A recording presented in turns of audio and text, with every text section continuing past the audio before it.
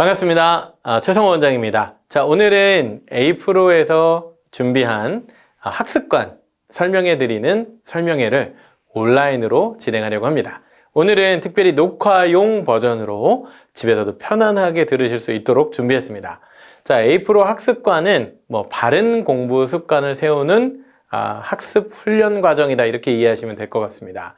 우리가 선행학습하면 빨리 해야 된다, 빨리 하고 미리 하면 도움된다, 자, 그렇게 생각하시죠?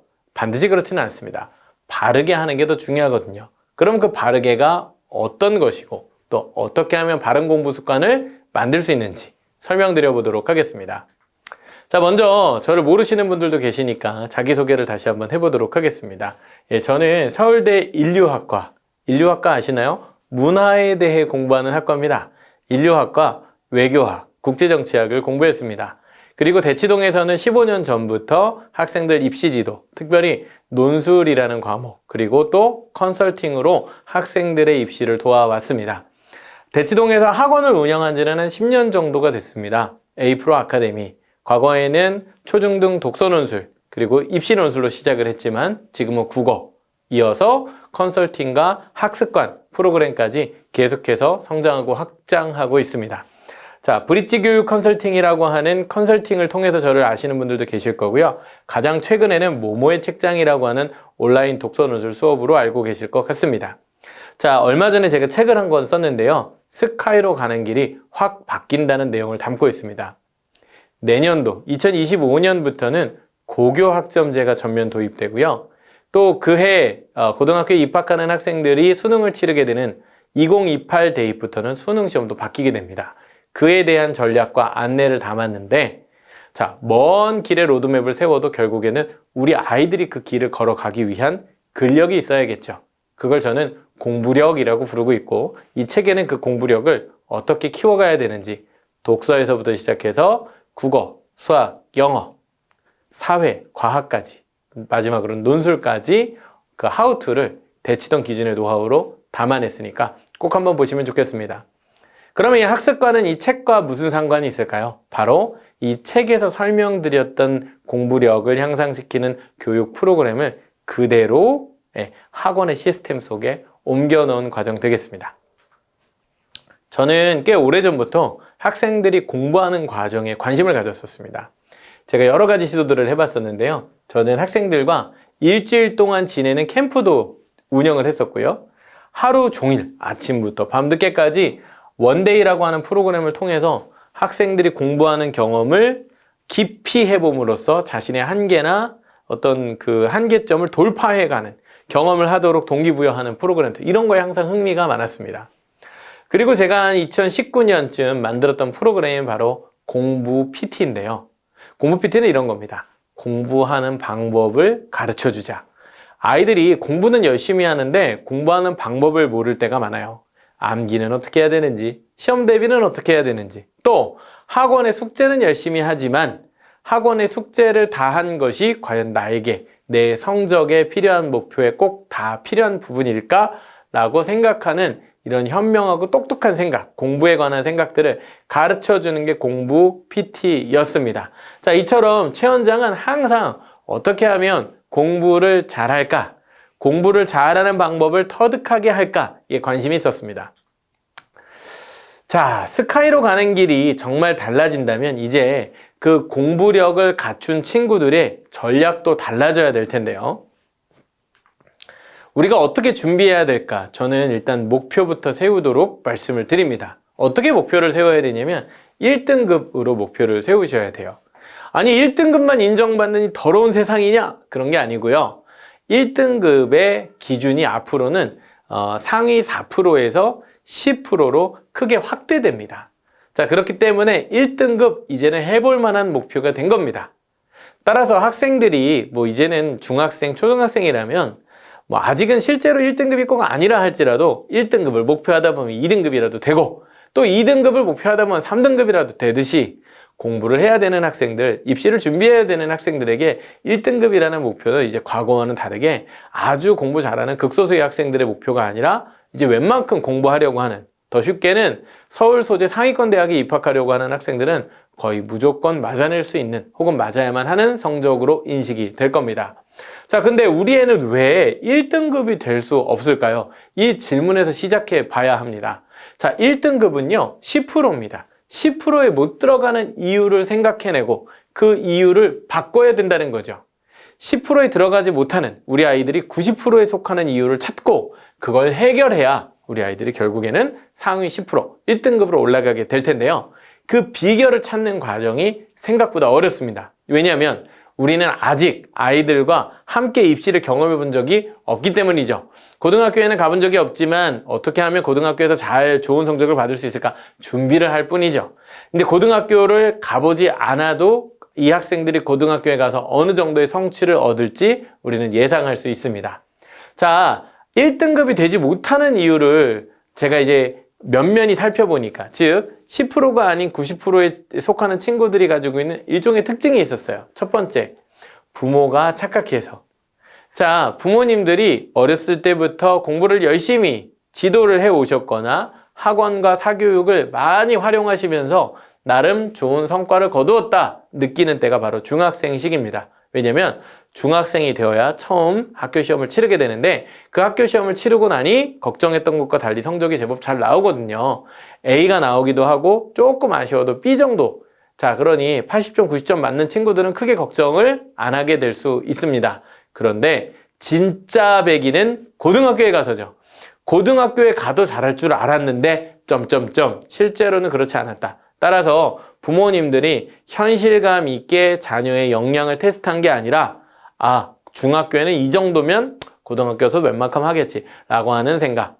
또 초등학교 시절에도 중학교를 바라보며 비슷한 낙관적 기대를 하기 때문에 현실과 거리가 먼 낙관적 기대가 결국 착각의 결과를 낳게 된다. 자, 두 번째는 부모가 포기해서라고도 볼 수 있습니다. 아니, 이 세상 어떤 부모가 자기 자식 공부를 포기하겠어요? 이때 얘기하는 포기라는 것은 하지 말라는 것이 아니라 우리 애가 어떻게 1등급이 되겠어? 시도조차 하지 않는 것을 의미합니다. 그런 의미에서 아이들은 모두 다 1등부터 꼴등까지 단 한 가지 목표를 가지고 있는데 그것은 바로 잘하는 것입니다. 우리 아이들은 좋은 성적, 공부를 잘하길 바래요. 왜냐하면 그래야 주변으로부터 격려도 받고 인정도 받고 내가 그래도 쓸모있는 사람이구나 이런 생각을 하기 때문에 그렇죠. 물론 성적으로 아이들의 자존감이 결정돼서는 안 될 겁니다. 그럼에도 불구하고 현실은 우리 아이들이 그러한 평가에 굉장히 민감하고 뭔가 새로운 도전을 하려고 했을 때는 그걸 내가 잘할 수 있다는 희망과 기대를 갖지 않으면 애초에 달리기조차 하려 하지 않는 성향을 갖기 때문에 그렇죠. 따라서 이렇게 부모가 기대를 갖고 그걸 준비시켜주는 관점에서 함께 뛰어오지 않았다면 이제 정작 달려야 되는 시기가 됐을 때 뭔가를 시도하기가 어려울 겁니다. 자, 공교롭게도 1등급이 되지 않는 이유들의 원인을 학생이 아닌 부모라는 조건에서 제가 찾아봤는데요. 그 이유는 부모가 모두 책임이다 라는 말을 하려고 하는 것이 아니라 그만큼 아이들은 환경과 상황의 영향을 굉장히 많이 받기 때문입니다. 자, 얼마 전에 이런 썸네일이 있길래 제가 한번 가져와 봤습니다. 여러분 너무 좋아하시는 프로그램이죠. 바로 티처스입니다. 자, 이 티처스라는 프로그램에 가끔 주인공이 되는 아이들이 나오는데 다 공통점이 있어요. 뭔가 괴로워합니다. 고통을 겪고 있어요. 자, 이 주인공도 아마도 공부 때문에 고통을 겪고 있는 것 같은데 썸네일이 너무 재밌는 게 코피 나도록 엄청 성실하고 열심히 공부를 하고 있는데 성적이 전교 꼴등 8등급이 나온대요. 정말 이상하지 않나요? 자, 근데 우리 아이들은 정도의 차이가 있을지언정 비슷한 상황을 겪는 것 같습니다. 공부를 많이 하는 아이는 많이 하는 아이대로, 또 공부를 적게 하는 아이는 적게 하는 대로 자기가 노력한 것만큼 결과를 얻지 못한다는 생각을 다들 갖게 되기 때문에 그렇죠. 따라서 공부하는 방법을 몰라 고민하는 이 아이들을 위해 전국 1타 강사 정승재 선생님, 조정석 선생님이 나오셔서 영어와 수학의 1타 강사들이 학생들을 가르치고 있습니다. 뭘 가르치죠? 수학 영어도 가르치지만 공부는 그렇게 하는 게 아니야. 공부하는 방법을 가르치고 계신 거죠. 자, 그래서 이게 프로그램 제목은 티처스인데 제가 볼 땐 이거는 코치스예요. 자, 코치라는 건 뭡니까? 앞에서 가르쳐주고 자, 해봐가 아니라 함께 뛰어가는 동반자입니다. 어떻게 뛰어야 되는지 페이스를 조절시켜주기도 하고요.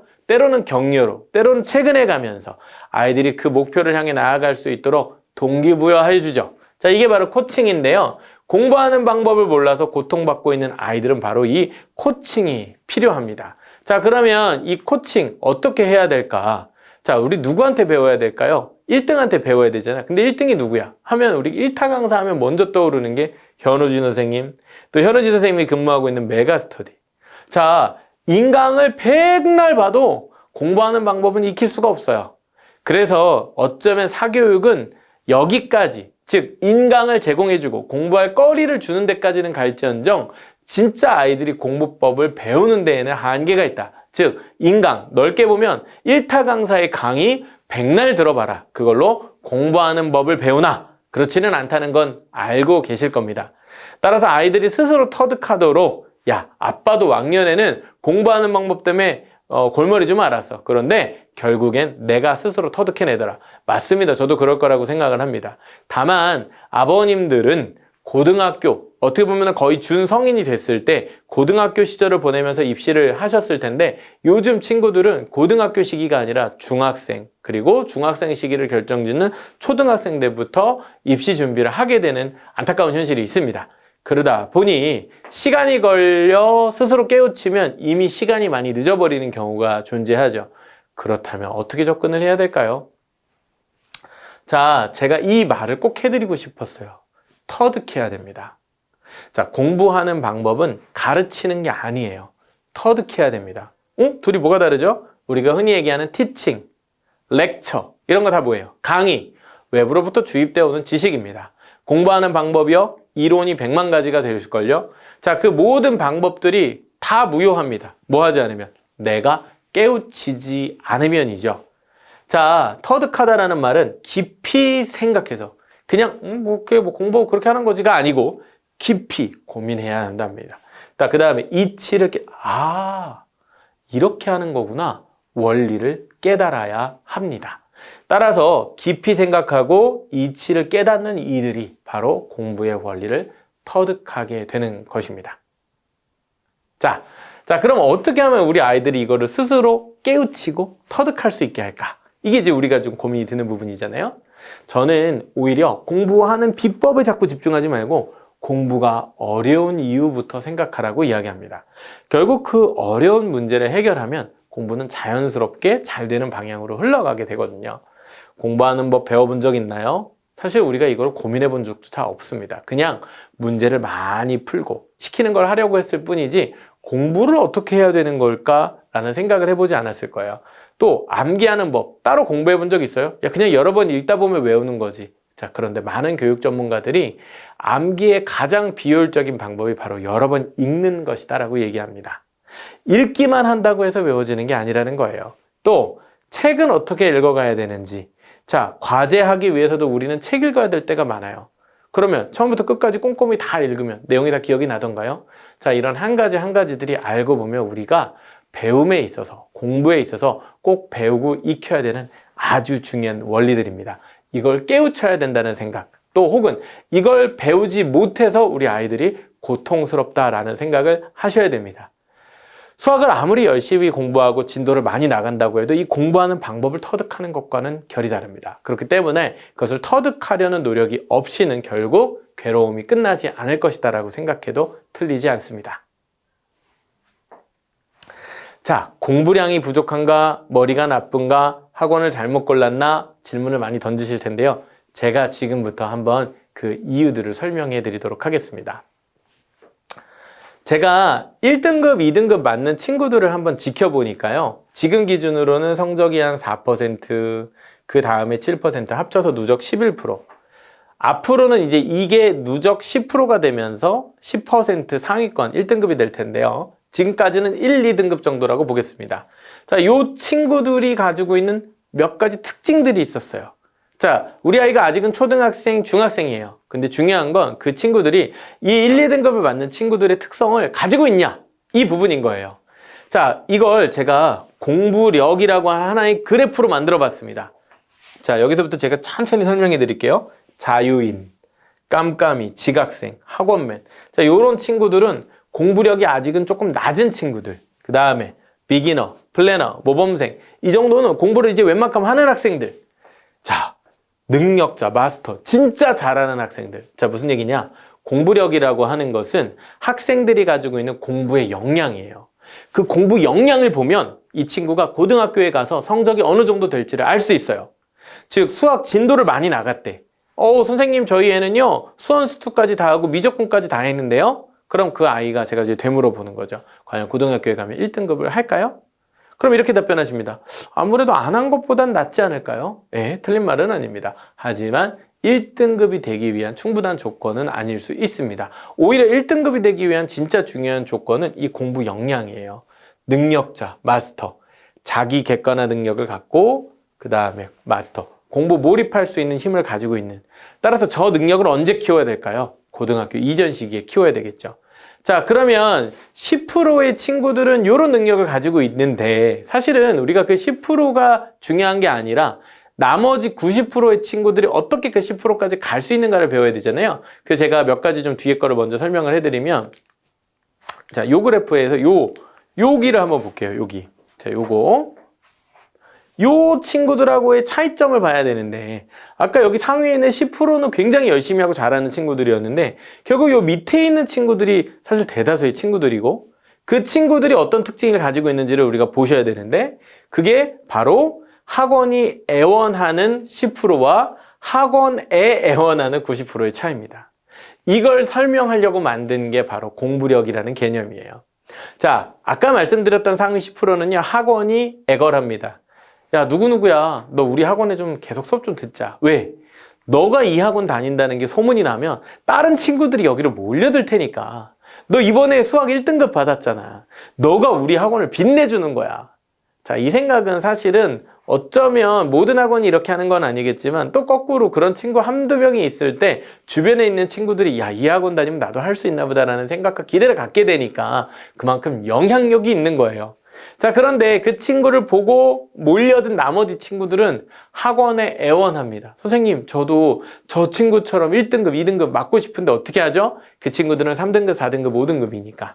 따라서 학원의 대부분 90%의 학생들은 사실은 학원에 애원을 합니다. 저 어떻게든 1등급은 전 바라지도 않고 2등급까지라도 만들어주시면 안 될까요? 라는 90%의 특성과 10%의 특성의 차이를 제대로 이해하시는 거예요. 이게 너무 중요한 거죠.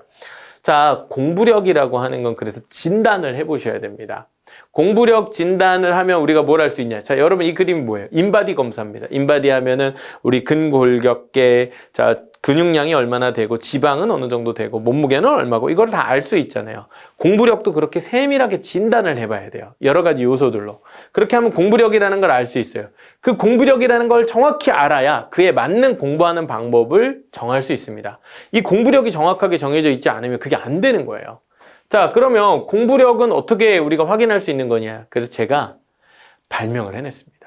제가 사실은 이제 학생들을 컨설팅 해온 지도 한 10년 가까이 되었는데 그 기간 동안에 수많은 학생들, 꼭 최상위권 학생들만 만난 게 아니에요. 중위권, 심지어는 중하위권 학생들도 많이 만났고요. 또 고등학교 입시생들만 만난 게 아니에요.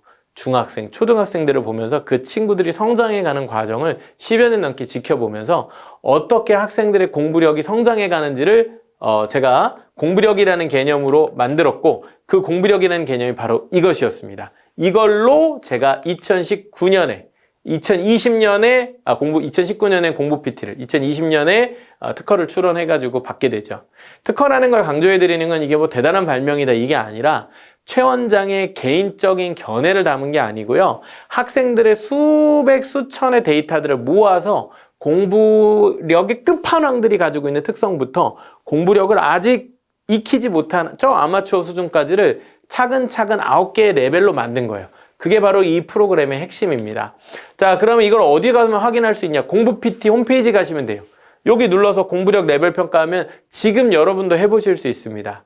제가 추천해드리는 거는 아이도 그대로 직접 아이 혼자 해보고 학부모도 학부모끼리 해서 그 결과를 서로 비교해보면 좋아요. 이게 되게 재밌습니다. 따라서 이렇게 결과를 확인하시면 훨씬 더 재미있게 공부력 평가 결과를 알 수 있다는 점 말씀을 드리고요.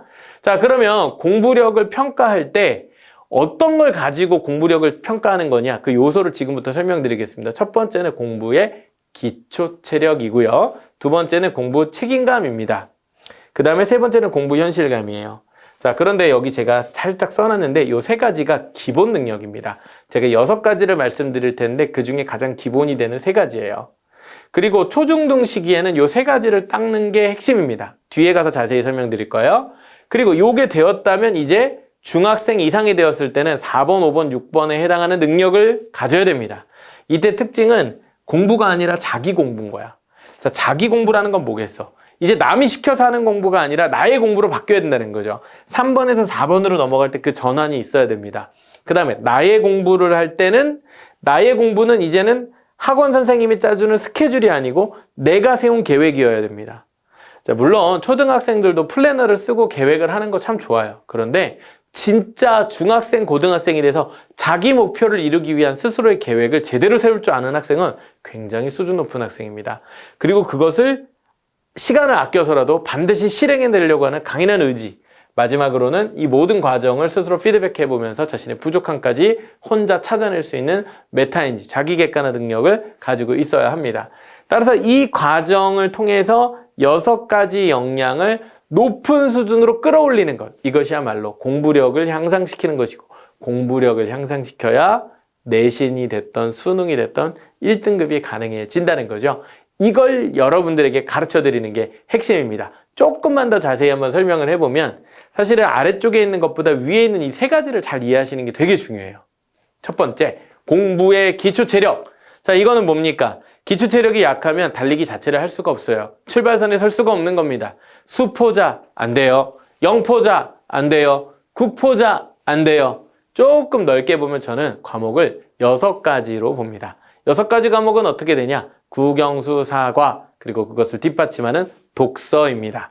이 6개의 영역에서 기초 체력이 모두 고르게 평균 이상인가? 이렇게 질문해 보셔야 돼요. 만약에 그것이 조금이라도 부족하다면 현행에 구멍이 나 있는 걸 수 있고, 시간이 지나면 후행학습, 남들은 이미 지나간 진도를 혼자서 공부해 가야 할 겁니다. 따라서 특정 과목에만 너무 몰입해서 몰빵하지 마시고 과목에 고르게 균등에 준비를 해보시면 좋겠습니다. 두 번째, 공부 책임감. 저는 이거 엄청 강조해드리고 싶어요. 진짜 중요한 거예요. 아주 쉽게 말하면 이겁니다. 우리가 공부를 나를 위해 하는가? 아니면 남을 위해 하는가? 숙제를 예를 들어 보겠습니다. 공부 책임감이 떨어지는 친구들은요, 일단은 아예 안 해가기도 해요. 아예 숙제를 안 해가기도 해요. 그런데 숙제를 해가는 아이들 중에서 자, 이 숙제를 왜 하나? 예를 들면 엄마가 사탕을 사주니까, 엄마가 용돈을 주니까. 그게 아니고요. 내 숙제니까 그냥 하는 겁니다. 또 학원 선생님이 체크하니까, 채점해서 결과를 집에 보내니까 무서워. 숙제해 가야지. 자, 이것도 사실은 책임감이 높지 않은 겁니다. 물론 안 하는 것보다는 하는 게 좋기는 하겠지만 내 스스로 나의 공부에 대해서 내가 정한 하나의 약속인 거예요. 엄마 아빠와의 약속, 선생님과의 약속, 무엇보다 중요한 건 나 자신과의 약속이죠. 따라서 그 약속을 지키는 일종의 규범의식 같은 겁니다. 제가 볼 때 아이들이 보통 이 공부 책임감이 길러지는 중요한 시기는 초등학교 저학년 때예요. 1, 2, 3학년 때 이 공부 책임감을 길러줘야 됩니다. 숙제라는 게 있고, 숙제는 왜 하는 거예요? 학원 선생님 때문에? 그게 아니죠. 내가 알려고 하는 거잖아요. 내가 잘 모르는 부분에 대해서 알고 배우기 위해서 하는 게 바로 이 공부 책임감인데, 그 공부 책임감을 길러주지 않으면 평생 남이 내준 숙제만 하게 되는 겁니다. 선생님, 저 숙제 다 해갔어요. 그냥 끄적끄적 풀어서 제대로 공부해보지도 않고 답도 제대로 맞추지 않은 걸 찍어서 그냥 내버립니다. 왜? 숙제를 안 해놓고 학원에 가면 혼날 게 뻔하니까 그냥 뭐라도 답을 써서 내는 거죠. 또 집에 가서 엄마한테도 그럽니다. 아, 몰라. 나 엄마 때문에 이 숙제 다 했으니까 이제 나 건드리지 마. 마치 내가 아닌 엄마, 아빠를 위해 숙제를 해준 척하는 사람이 됩니다. 따라서 공부 책임감이 잘 습관이 안 된 친구들은 누굴 위해 공부해주는, 숙제해주는 아이가 됩니다. 근데 그러면 안 되겠죠.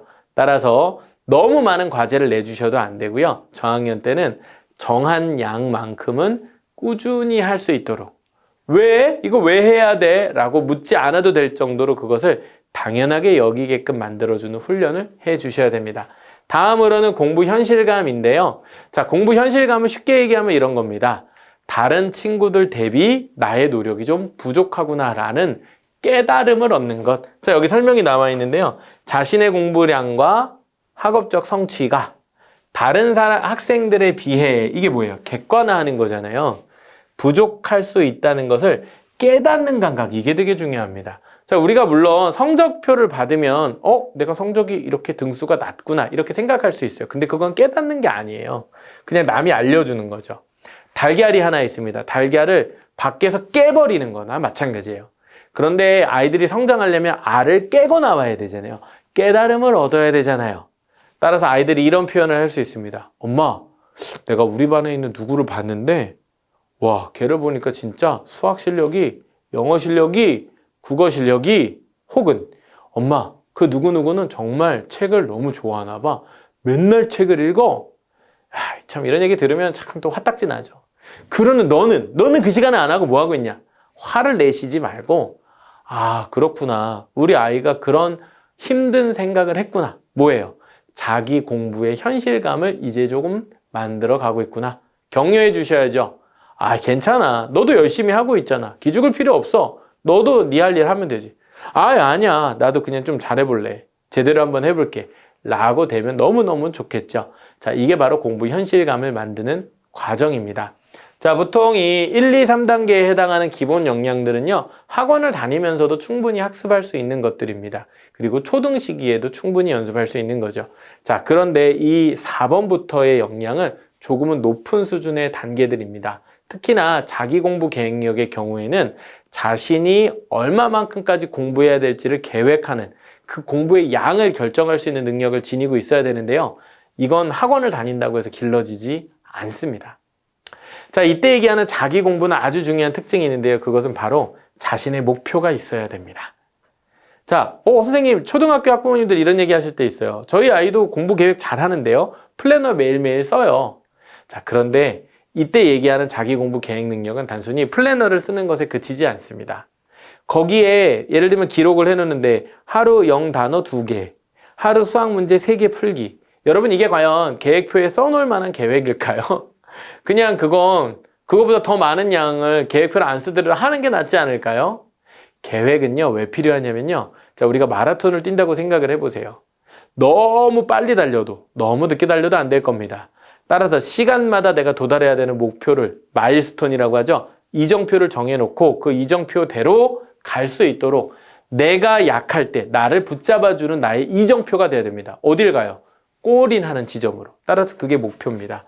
따라서 계획을 세우려면 목표가 반드시 있어야 되는 것이고, 그 목표가 확정되어져 있지 않는 계획은 이 자기 공부 계획으로 인정될 수 없습니다. 따라서 목표가 셋업이 돼 있고 그에 맞는 계획의 양을 국영수사가 플러스 독서까지 계획할 수 있는 친구가 됐다면 이 역량을 확보한 것이겠죠. 그 다음에 5번은 자기 공부를 그렇다면 실행해내는 능력입니다. 사실 이때쯤 되면 학부모님들이 도와주실 게 없어요. 왜? 이때부터는 자기 공부가 본격적으로 시작됐기 때문에 그렇습니다. 이제는 누가 뭐라고 하지 않아도, 시키지 않더라도 시간을 쪼개어 공부하고 늦게까지 공부하고 자신의 목표가 달성될 때까지 쉬지 않고 뭔가를 하려는 열정을 갖게 됩니다. 오히려 주변에서 걱정해요. 야, 너 이러다가 몸 상할라. 너 이렇게까지 무리해서 할 필요 없어. 너무 애쓰지 마라. 오히려 그런 시기가 될 때 나타나는 능력이 자기 공부 실행 능력입니다. 마지막 단계로 자기 공부 객관화 능력, 메타인지 능력은 이 모든 사이클을 한 바퀴 돌았을 때, 자, 공부는 4가지 단계를 통해서 이루어집니다. 진단, 계획, 실행, 평가입니다. 요 한 사이클을 쭉 돌았을 때 결국 평가를 통해서 자기 공부, 지난 사이클의 문제점을 찾아서 개선하게 됩니다. 바로 이런 능력을 확보하는 게 너무너무 중요한데요. 그런 능력을 기르게 하는 것, 이게 어쩌면 학습관, 공부력 프로젝트의 핵심이 되겠습니다. 자, 이걸 제가 직접 아이들과 백날 얘기해봐도 이게 안 되더라고요. 그래서 제가 예전에 공부 PT라는 것도 만들어서 이걸 1대1로 가르쳐 보려고도 하고 여러 가지로 했지만, 물론 지금도 고등학생들은 너무 바쁘기 때문에 1대1 공부 PT를 할 수밖에 없습니다. 하지만 공부 PT 말고 학습관은 아예 습관부터 바르게 잡는, 초등학교 시기, 중학교 시기, 좀 이따가 다시 말씀드릴 테지만 제가 볼 때는 습관을 가정에서부터 잡는 시기는 3, 4학년 너무 중요하고요. 초등학교 5학년이 된다면 본격적으로 학습 훈련이 시작돼야 될 시기입니다. 자, 이제부터 어떻게 공부력을 길러줄 것인가에 대한 이야기를 해보겠습니다. 우선 앞에서 이야기했던 것처럼 공부력을 이해해야 됩니다. 우리 아이의 공부력을 이해하고 그 공부력의 수준을 점점 더 높여가야 되는 거죠. 자, 이때 주의하실 점은 한 단계씩 올라가셔야 된다는 것입니다. 보통들 공부 좀 한다는 친구들은 레벨 3이나 레벨 4, 많게는 레벨 5 정도 될 수 있어요. 그렇다면 한 번에 3에서 5나 6으로 올라가려고 하지 말고 3은 4가 되기 위해서, 자, 맨날 지각하는 학생, 예를 들면 학원 숙제를 똑바로 항상 못 해가요. 학원에 의존하고 있는 경우이죠. 그렇다면 이제는 학원 숙제를 충실히 제대로 할 수 있는 학원맨으로 업그레이드 돼야 됩니다. 물론 학원맨이라는 어감이 항상 좋은 건 아니에요. 근데 그것조차도 제대로 지키지 못하는 학생들도 있기 때문에 스스로의 힘으로 숙제 정도는 해갈 수 있는 학생이 돼야 됩니다. 그리고 만약에 그렇게 성실하게 자신의 공부를 할 수 있는 학원맨이 됐다면 이제는 학원 스스로의 계획이 아닌 자신의 공부량을 계획하고 그 윗단계로 성장해야 되는 5단계로 업그레이드 돼야 되는 거죠. 자, 이처럼 공부력의 단계를 끌어올리는 과정을 코치, 선생님, 저 같은 전문가가 학생들과 함께 하는 게 바로 학습관 프로그램입니다. 자, 그런데 이 제일 마지막에 있는 친구들의 특징이 있고요. 그 다음에 중간 그룹에 있는 특징들이 또 있고요. 마지막으로는 조금 잘하는 그룹의 특징이 있습니다. 우리는 물론 8, 9를 목표하지만 사실은 이 수준별 학생들의 차이를 이해하는 게 되게 중요한데요. 왜 그러냐? 티처스, 코칭한다고 말씀드렸죠. 공부력은 코칭해야 된다. 야, 공부는 이렇게 하는 거야. 이론은 백날 소용이 없다. 그걸 진짜 해야 돼. 가르쳐주는 방식이 아니라 터득하는 방식. 근데 그 과정에서의 코칭은 공부력에 따라 달라야 됩니다. 단적으로 이 친구들은 계획을 세울 수 없습니다. 따라서 계획을 짜줘야 되는 학생이고요. 자, 이 친구들은 계획하기를 배우는 수준의 학생들입니다. 계획이 왜 필요한지, 혹은 계획은 정말 어떻게 세워야 되는지. 자, 이 정도로 학습을 하면 1등급이 되는 거구나를 깨닫게 하는 수준입니다. 마지막으로는 그 목표를 이미 달성하고 계획했다면 실행하고 평가하는 부분에 집중을 해야 되는 거죠. 따라서 진짜 계획하는 능력으로 집중해서 실행할 수 있는 능력을 마지막으로 갖게 되는, 자, 요 관점들 어떻게 달라져야 될까요? 자, 3개의 그룹에 공부력에 따른 9개 레벨을 3개의 구분으로, 카테고리로 제가 묶어봤고 거기에 이름을 붙여봤습니다. 느린 학습자들이 있어요. 우선은 학원의 진도도 좀 따라가기 힘들고 항상 학습하는데 시간이 많이 걸리는 친구들은 많은 양을 하는 게 중요한 게 아니라 정확하게 하는 게 중요합니다. 그래서 복습을 꼭 해야 됩니다. 복습이 너무 중요합니다. 진도가 중요한 게 아니에요. 복습을 완벽히 다져야 됩니다. 따라서 이 친구들은 오히려 잘하는 학생들보다 학습량을 적절하게 조절해 줘야 됩니다. 자칫하면 또 너무 안 하려고 해요. 꼭 해야 될 양을 정해놔야 됩니다. 따라서 이런 친구들의 경우에는 보통 학원에 적응하지 못하고 과외로 돌리시는 경우가 많은데 결코 답이 되지 못하죠. 왜? 과외는 더 늘어지고 진도가 더 처지게 됩니다. 따라서 학습의 텐션이 떨어지게 되는 특징이 있는데 그 친구들을 함께 붙잡고 캐리해 가지만 그 과정에서 무리한 목표를 주면 안 돼요. 복습을 제대로 할 수 있도록. 그래서 개념 이해의 완성도를 높이는 게 핵심입니다. 따라서 이 친구들은 코칭 단계에서는 바로 이런 개념에 대한 올바른 이해, 복습 관리가 핵심이 돼야 됩니다. 두 번째 그룹은, 자, 똑같은 학년이라 하더라도 일반 학습자들에게는 응용이 연습이 돼야 됩니다. 하나를 배우면 이제 열을 알아야 되는데 열을 알려면 10가지 유형들을 반복적으로, 우리가 흔히 얘기하는 양치기라고 하는 학습, 유형 학습을 많이 해야 되는 친구들입니다. 자, 이 친구들은 틀리지 않았다면 사실은 복습까지 하나하나를 들여다볼 필요는 없지만 틀린 문제에 대해서만큼은 확실하게 짚고 넘어가야 되는 점검이 필요한 친구들이고요. 그리고 아예 안 하려고 하는 건 아니기 때문에 학습 의욕과 목적을 가지고 있으므로 공부량을 늘려가도 저항감이 덜합니다. 자, 마지막으로 좀 속도가 빠르거나 심화할 수 있는 친구들이 있습니다. 자, 이런 친구들의 경우에는 심층 학습을 해야 됩니다. 좀 어려운 문제를 풀어봐야 된다는 거죠. 따라서 어려운 문제, 고난이도 문제를 풀어보고 학습 전략을 다음 단계 레벨 6, 7, 8, 9로 끌어올리기 위한 고도의 메타엔지 훈련이 필요합니다. 자, 이처럼 동일한 학년 내에서도 코칭이 다른 방식이 되어야 된다. 이게 제가 강조해드리고 싶은 공부력 키우기의 핵심 포인트가 되겠습니다. 자, 그럼 예를 들면 이제 중1 수학을 공부한다 하더라도요. 예를 들면 느린 학습자들의 경우에는 자, 넘버가 4번까지밖에 없어요. 그리고 복습이 중요합니다. 복습을 하는 게 핵심이에요. 그리고 느린 학습자들의 경우에는 복습을 했다는 거에 그치면 안 돼요. 복습한 거를 일일이 들여다 봐줘야 됩니다.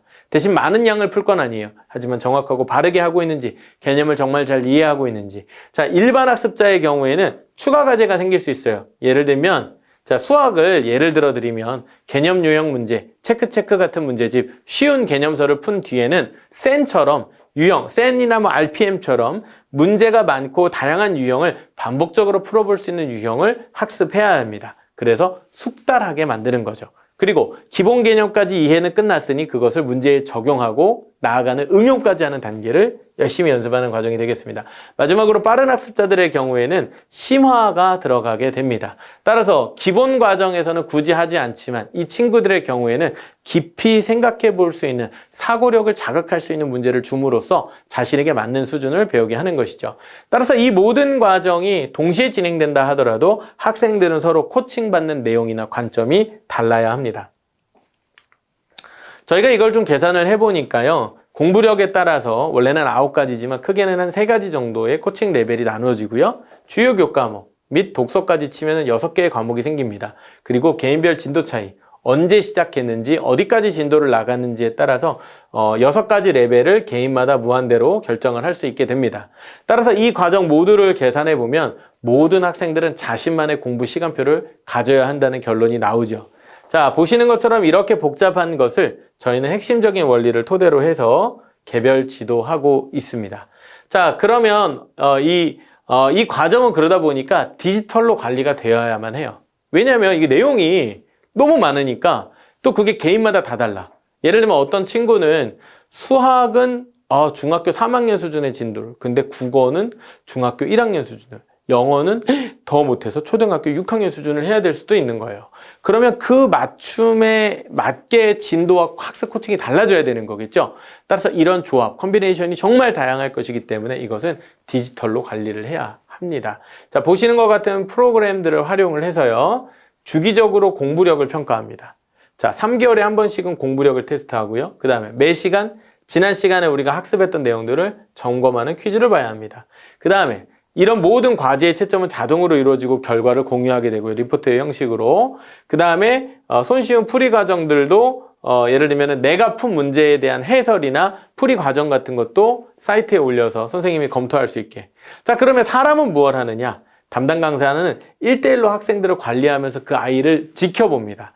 이 아이가 지금 수학은 어떻게 하고 있는지, 국어는 어떻게 하고 있는지 이런 부분을 하나하나 지켜보고요. 과목별로는 성취도 평가를 3개월씩 봐서 그냥 하고 있는 게 아니라 잘 하고 있는지를 객관적으로 항상 검증해 줘야 합니다. 맞춤 시간표 당연하겠죠. 왜? 모든 아이들의 시간표가 달라질 테니까. 또 온오프 학습 지도가 병행 가능합니다. 왜? 디지털화되어 있기 때문에 모든 학습은 온라인에서 100% 구현 가능한 형태입니다. 실제로 학습관에도 온라인, 오프라인이 모두 지원할 수 있다는 점 참고해 주시면 좋겠습니다. 자, 이 과정에는 결국 대치동 컨설턴트의 노하우가 들어가게 됩니다. 왜냐하면 이 아이의 학습 내용을 분석을 해요. 그 다음에는 맞춤형으로 이 아이에게 학습 진도를 부여해 줍니다. 국어는 여기를, 수학은 여기를, 영어와 사회과학은 여기를, 그 다음에 독서는 이렇게. 자, 이런 맞춤 지도를 제시하고 그 궁금한 게 생기면은 담당 코치 선생님 혹은 상주하는 조교 선생님들에게 질문을 해볼 수 있습니다. 그런데 여러분 이걸 기억하셔야 돼요. 저희는 아이들에게 오히려 질문을 하지 않고 스스로 문제를 해결하는 법을 가르치고 있다는 점입니다. 무슨 얘기냐? 아이들이 보통 이해 안 간다고 할 때는 책에 있는 개념 설명 부분을 아예 읽어보지도 않은 채 질문하는 경우가 많아요. 실제로는 그걸 잘 읽으면 이해가 가거든요. 그런데 아이들의 이런 습관을 올바로 잡아줘야 됩니다. 왜? 모르는 게 나오면 매번 물어볼 수 없잖아요. 스스로 그것을 단단하지만 깨물어 먹는 법을 훈련시켜야 됩니다. 따라서 그거를 이끄는 코치가 바로 학습관 코치입니다. A 프로 학습관은 크게 보면 3가지 정도 특징이 있습니다. 대치동 전문 강사의 체계적인 과목별 수업 혹은 정확히 얘기하면 코칭입니다. 저희는 렉처를 통해서 학생들을 지도한다기보다는 코칭을 통해서. 따라서 인강도 있지만 저는 이렇게 얘기해요. 아예 인강조차 필요하지 않을 만큼 잘 읽어봐라. 수학의 경우에도 그렇습니다. 초등, 중등까지는 개념서에 나와 있는 설명만 잘 이해해도 응용 문제 못 풀 게 없어요. 아니 선생님 저희 애도 읽었는데 제대로 못 풀던데. 제대로 안 읽은 겁니다. 읽은 척만 한 거죠. 진짜 제대로 읽었다면 분명히 적용하고 응용하고 심화 문제까지도 사실은 도전할 수 있습니다. 담당 코치의 엄격하고 철저한 학습과제. 자, 매일매일 해야 될 양을 일단 정해놓습니다. 정한 것들을 이수했는지 그냥 체크만 보는 게 아니라 그 내용을 보고요. 정답률을 확인하고요. 또 그게 과연 좀 미심쩍어. 이 친구가 열심히 안 한 것 같아. 그럼 거꾸로 질문을 던져서 이 친구가 제대로 학습하고 있는지를 담당 코치가 관리하게 됩니다. 또 취약 과목이 있거나 아니면 주중에 특별한 사정이 있어서 목표했던 학습량을 다 채우지 못하게 되면 추가적인 학습이 필요할 수 있습니다. 토요일 날 같은 날. 자, 근데 토요일 날 학원 간다는 걸 좋게 여기실 게 아니에요. 뭐냐면 주중에 5일 동안 한 걸로 끝이 나야 돼. 따라서 5일 동안 학습을 열심히 했더니 토요일 날 추가 학습 안 해도 괜찮던데 맞습니다. 저희는 그걸 믿고 그걸 아이들에게 가르치려고 하는 거죠. 그리고 사실은 이렇게 보충 수업을 안 가도 된다는 이유 때문에 애들이 평일에 열심히 하는 거거든요. 그 에너지로 활용하는 겁니다. 자, 저희가 학습관의 원칙입니다. 1대 2대2 국영수의 황금 비율입니다. 국어가 어렵다고는 하지만 영어 수학에 투자 시간이 더 많아야 됩니다. 외국어고요. 그 다음에 처음 배우는 생소한 수학적 기호의 언어입니다. 따라서 이 과정에 숫자와 기호의 언어까지를 이해하기 위해서는 일상적인 언어는 그래도 좀 괜찮은데 다만 이게 성립하려면 뭐가 전제되어 있으면 좋을까요? 바로 독서가 전제되어 있으면 좋고요. 그 다음에 나중에 과학과 사회 같은 탐구 과목은 이러한 풍부한 독서를 통해서 굉장히 빠르게 보완할 수 있고 저희는 스키마 리딩 프로그램을 통해서 이 부분을 함께 하고 있습니다. 또 두 번째 정말 제가 강조하고 싶은 거는 3대 7 수준으로 습이 많아야 돼요. 아니면 아예 2대 8도 좋고요. 1대 9도 좋습니다. 뭐가 많아야 돼요? 습이 많아야 됩니다. 내 공부하는 시간이 많아야 돼요. 왜? 학생들은 시간이 부족합니다. 따라서 강의를 많이 들으면 들을수록 숙제도 많아지고 내가 혼자 공부할 시간이 줄어들게 되죠. 이 역설을 생각하신다면 학습의 비율을 최소한 3대 7로는 유지하려고 애를 쓰셔야 합니다. 자, 학습관의 개요입니다. 일단 주 5일 학습을 하게 되고요. 저희가 희망하기로는 정말 빠르면 초4부터 초5 정도 늦지 않습니다. 적기가 됩니다. 초4, 초5쯤 시작을 하시게 되면 초등 때 중등 과정을 어느 정도 마치게 됩니다. 또 그러면 중학교 때 고등 과정을 나가게 되죠. 자, 여러분 고등 선행은 선택이 아니라 필수입니다. 특히 고등학교 1학년 내신에 해당하는 공통수학이라든지 공통사회, 공통과학 같은 공통자가 붙어있는 과목들은 너무너무 중요해요. 왜? 그게 바로 내신을 결정하기 때문에 그렇죠. 따라서 초등학교 3학년에서 초등학교 4학년에서 중학교 3학년 정도 무학년제 왜? 자신에게 맞는 수업으로 진행되기 때문에 오프라인 학습과는 대치 본원에서 온라인 학습과는 중등 과정에서 이루어지게 됩니다. 대부분의 과정은 현장 강의라기보다는 인강과 학습 코칭으로 이루어지고 그 관리 하에서 자기 스스로 주도적으로 공부하는 걸 훈련하는 게 학습관의 어떤 컨셉입니다. 학습 시간은 초등 과정을 할 때는 하루 3시간씩 중등 과정은 하루 4시간씩의 투자가 필요합니다. 초등학생이 중등 과정을 하면 4시간 해야 되는 거예요. 아시겠죠? 초등학생도 중등 과정을 할 수는 있는데 단 하루 학습량이 4시간. 자, 하루 학습 4시간이 사실 어떤 친구한테는 굉장히 많을 거예요. 그래서 하루에 4시간이나 공부해야 돼요? 이렇게 놀라는 친구들도 분명히 있을 수 있습니다. 그런데 어떤 친구들은 이거밖에 안 해도 된다고요? 저희는 이미 8시간, 10시간 하고 있는데요? 하는 경우도 있으실 거예요. 저희가 모든 것을 완벽하다 말씀드릴 건 아니겠지만 적어도 이 정도의 기준을 가지고 있어야 상위권, 상위 10%가 될 수 있다라는 이야기를 해드리는 겁니다. 초등과정은 오후 3시 반이 있고요. 저녁 7시 반이 있습니다. 각각 3시간씩. 중등과정의 경우에는 오후 3시 반, 오후 6시 반. 1시간 일찍 시작하죠. 자, 오후 3시 반 같은 경우는 초등학생들이 다 들을 수 있습니다. 다시 한번 말씀드리지만 중등과정은 중학생이 듣는 게 아니라 중학교 교육 진도를 나가는 반입니다. 따라서 초등학생이지만 중학교 진도를 나갈 수가 있겠죠. 오후반과 저녁반이 가능합니다. 자, 학습관 운영 시간입니다. 토요일 날 스페셜하게 집중학습관을 운영을 할 건데 뭐냐면 오전, 오후, 저녁 세 타임으로 나누어서 주중에 못했던 혹은 결석이 있었던 날이 있다면 이날 와서 나머지 공부를 채우고 가는 과정이 되겠습니다. 주중학습 결석 시 혹은 과제를 완료하지 못했을 때는 꼭 참여하시도록 권유하고 있습니다.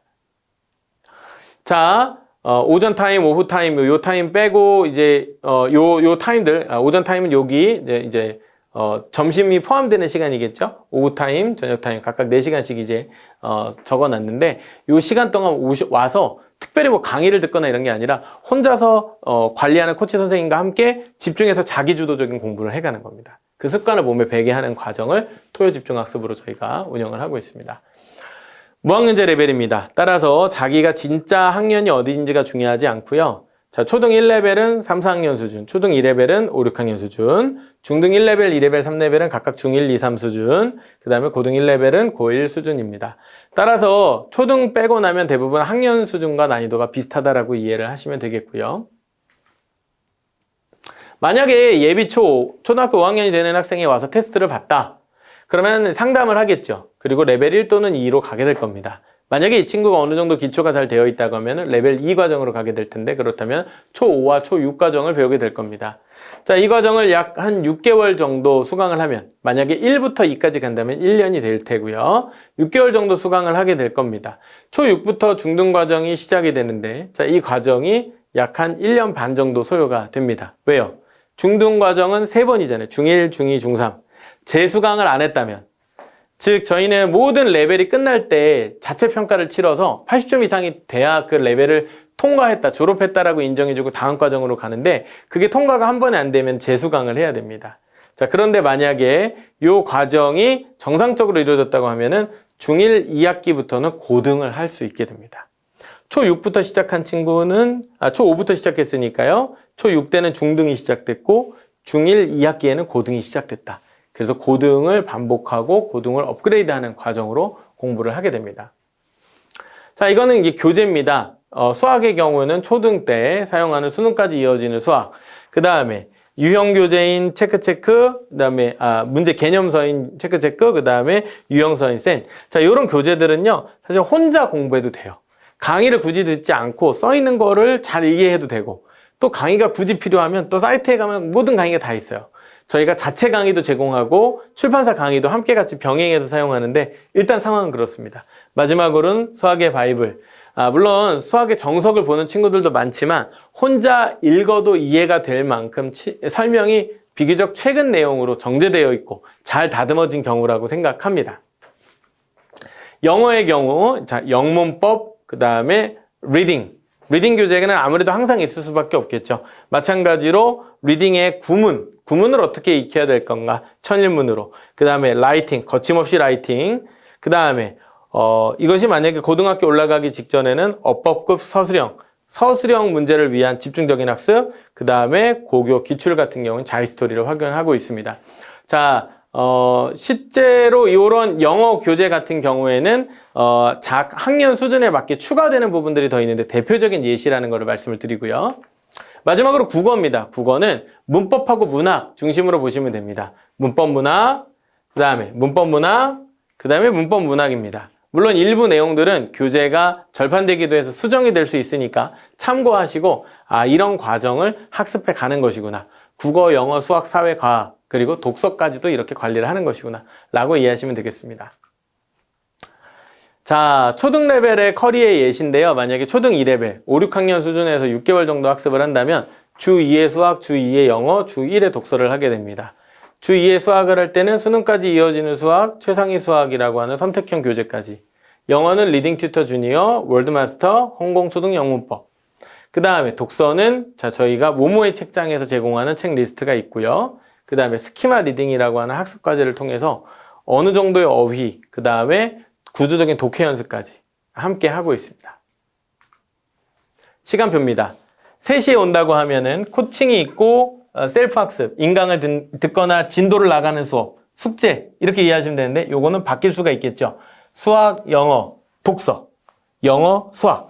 자, 이렇게 주 5일의 과정으로 학습 과정을 세밀하게 짜놨습니다. 중학생들은 어떻게 할까요? 주 2의 수학, 주 2의 영어, 국어 1회는 동일합니다. 대신 교재가 다르겠죠? 개념 플러스 유형. 지금은 조금 내용이 바뀌어서 체크 보기도 하고요. 센, B나 C 혹은 A. 자기 수준에 맞게 과제를 내드립니다. 주 2회씩 영어, 천일문 기본 핵심 과정, 이제 독해를 위한 구문학습. 그 다음에 어법급 서술 문제. 주1회 국어, 1달러 국어 문학, 문제로 국어 문법 같은 교재를 활용하고 있습니다. 자, 이건 중학생들이 실제로 공부하는 시간표인데요. 자, 이번에는 1시간 반씩 90분이 아니라 2시간씩이 되겠죠. 120분, 120분. 그래서 코칭 타임, 내가 혼자 셀프 학습하는 시간, 그 다음에 자, 여기 밑에는 과목별로 나가는 진도 학습이 주로 열리는 과정이라고 보시면 되겠습니다. 레벨 테스트가 있습니다. 월말 테스트가 한 번씩 있을 거고요. 분기별로도 한 번씩 있을 겁니다. 또 6개월에 한 번씩은 이 과정을 졸업해도 될지 최종고사를 보게 됩니다. 테스트 결과물을 토대로 다음 학기 레벨을 상담하게 되는데 만약에 이 수치가 그렇게 높지 않다면 해당 과정을 상담을 통해서 다시 한번 듣는 게 더 좋으실 수도 있습니다. 어차피 다른 친구 눈치 볼 필요 없습니다. 내게 맞는 속도로 가면 되는 거니까요. 따라서 부족한 경우에는 언제든지 동일 과정 재수 강의 가능하다는 점. 자, 선행 얘기를 많이 해드렸는데 제가 선행을 얘기해드리는 건 이것입니다. 과거 20년 전에는 고3들의 수험이 고3 11월에 맞춰져 있었어요. 수능시험 날짜가 그때였기 때문이죠. 하지만 지금은 다릅니다. 고등학교 1학년 첫 내신 시험. 자, 첫 해 바로 봄에 4, 5월에 시험을 보게 되죠. 따라서 과거와는 다르게 고등학생이 돼서는 시행착오를 할 수 있는 시간이나 기회가 없습니다. 이것이 치열한 입시의 현실이죠. 저도 무리한 선행, 원칙 없는 선행 참 싫어합니다만 학생들이 이미 고등학교에 들어가자마자 입시의 성과를 보여야 하는 평가의 높은 기준이 적용되고 있는 바 진도의 경우에는 최소한 1, 2년, 많게는 3년 가까이를 미리 준비하며 완성도를 높이는 부분에 시간을 더 투자하실 수 있도록 공부 시간표를 조금 앞당겨 생각하시면 좋겠습니다. 이런 과정으로 진행이 되죠. 고등학교 가면 너무 치열한 내신, 시간도 부족하고 학원에 의존하지 않는 공부력을 길러야 되는데 그건 언제 기른다? 중학교 때 기른다. 그러면 중학교 시기는 확실한 개념 이해하고 과목별 밸런스와 심층 학습을 해야 되니까 그럼 그거보다 어린 초등학교 시기에는 기초 학습 습관을 잡고 중등 과정을 위한 기초를 다지고 온다. 너무 당연하고 쉬운 내용이잖아요. 누구나 아는. 그런데 실천을 못하니까. 그 실천을 함께 하려고 만든 게 바로 학습관 프로그램 되겠습니다. 학습관 수강료도 안내를 아예 해드릴게요. 초등과정 3개월에 225만 원입니다. 액수가 커요. 대신 월비용으로 계산해 보시면 75만 원 정도 됩니다. 할인이 된 금액이고요. 중등과정은 동일하게 3개월 과정이지만 하루 4시간씩 진행되기 때문에 비용이 좀 더 비싸다는 점. 자, 그런데 실제로 이 과정이 국영수 사과의 독서까지가 포함된 과정입니다. 저희 계산으로는 대치동 기준 사교육비의 절반 정도에 해당해요. 그 내용을 학습한 거에 대비해보면. 하지만 더 높은 효율, 돈이 얼마가 드느냐가 아니라 정말 이것을 통해서 우리 아이들의 공부력이 성장되었는가, 이게 중요하잖아요. 그 지점에서는 후회 없는 선택이 되실 거라고 확신합니다. 자, 얼리버드 할인을 적용하려고 하고 있습니다. 저희가 12월에 개강을 하거든요. 11월에 등록을 하신 분들께는 추가 10%를 할인해 드립니다. 뭐 사실 이 비용이 중요한 건 아니겠지만 그래도 첫걸음을 내디디시는 분들께 감사한 마음으로 준비했고요. 그 다음에 이 내용을 가지고서 공부력 상담을 자세하게 받거나 프로그램에 대한 자세한 문의를 하고 싶으신 분들께서는 아래에 있는 연락처로 연락을 해 주시면 저희가 개별로 상담을 해 드리도록 하겠습니다. 11월 중에 또 12월에도 저희가 크고 작은 간담회들을 계속 가질 예정이고요. 이 간담회들을 통해서 궁금하신 부분들을 더 많이 자세히 다뤄보려고 합니다. 자, 우리 아이들의 공부력을 키워가는 과정 어쩌면 좀 막연해요. 왜냐면 우리가 근육을 키운다라고 하는 건 눈에 보이지가 않잖아요. 화려한 명품 옷을 입는 거는 쉽게 티가 납니다만은 정말 좋은 근육을 우리 몸에 기르는 건 어려운 일입니다. 공부도 마찬가지입니다. 화려한 학원, 또 화려한 커리큘럼 다 좋습니다. 그런데 정작 우리 아이들이 그것을 감당해낼 수 있는 힘을 고등학교 시기에 갖추고 있지 못하다면 백약이 무효한 거죠. 따라서 정말 중요한 것은 공부력이고 그것이 미래를 준비하는 역량이라고 확신합니다. 학습관 프로그램에 대해서 궁금하신 분들은 많이 문의 주시고요. 또 이러한 고민을 갖고 계신 주변 분들께 내용과 소식을 전해주시면 감사하겠습니다. 네, 긴 시간 경청해 주셔서 감사합니다. 저는 또 다음에 학습관 혹은 그 외에 또 유익한 정보와 입시 프로그램을 가지고 찾아뵙도록 하겠습니다. 이상 마치도록 하겠습니다. 감사합니다.